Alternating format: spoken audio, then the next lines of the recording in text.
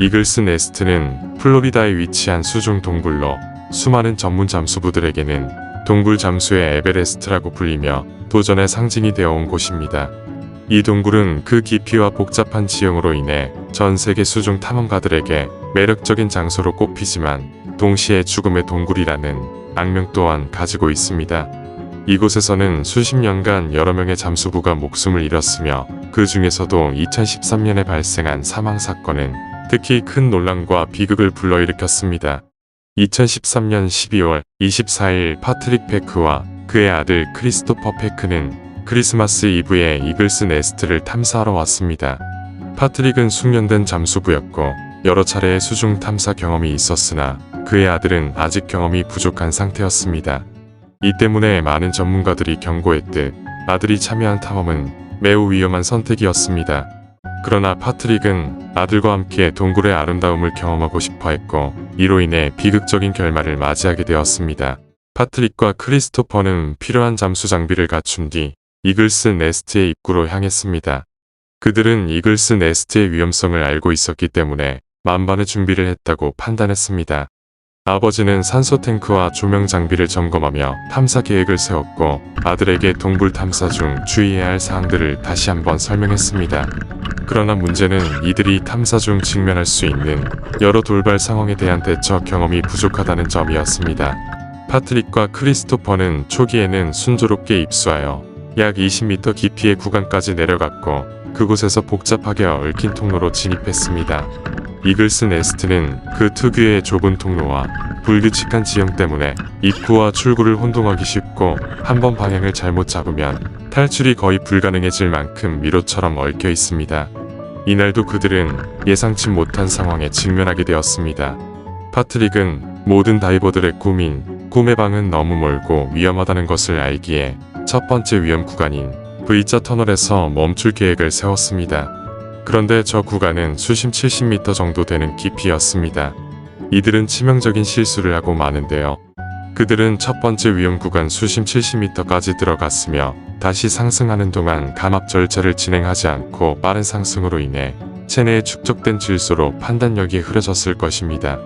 감압 절차란 인간은 숨을 쉴 때 산소를 포함한 모든 기체를 흡입하는데 그중 질소와 이산화탄소는 몸 밖으로 배출됩니다.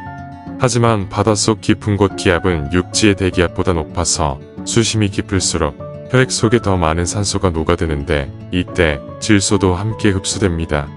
혈액 속에 있는 질소는 잠수부가 수면 위로 올라오면서 낮아진 압력으로 인해 다시 기체로 변하게 됩니다.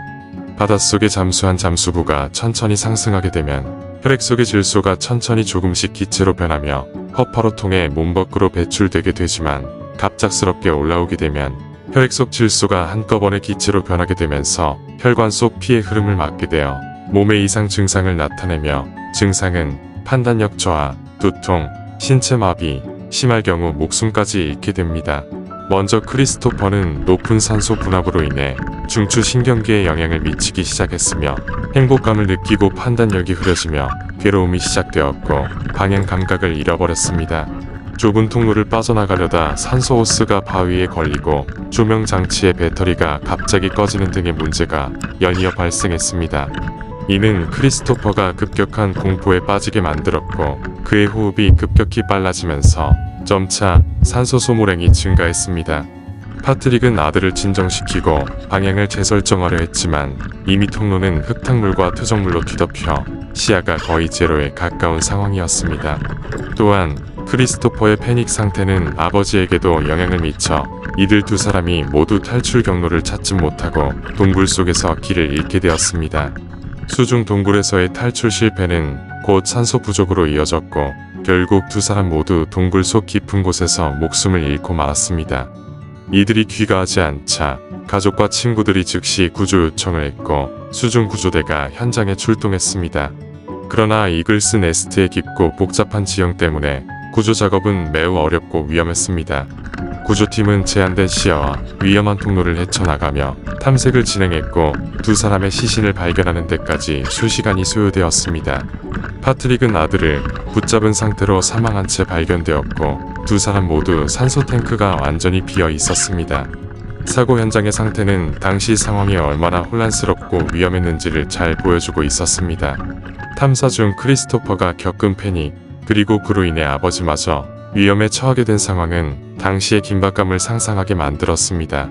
이 사건은 동굴 잠수의 위험성을 다시 한번 경고하며 큰 논란을 일으켰습니다. 특히 이글스 네스트와 같은 위험한 지역에서 미성년자가 잠수하는 것이 과연 합당한가에 대한 논의가 이어졌습니다. 많은 전문 잠수부들과 안전 전문가들은 수중 동굴 탐사에 대한 엄격한 규제를 요구하며 최소한의 경험과 안전 교육이 없는 사람들의 접근을 제한해야 한다고 주장했습니다.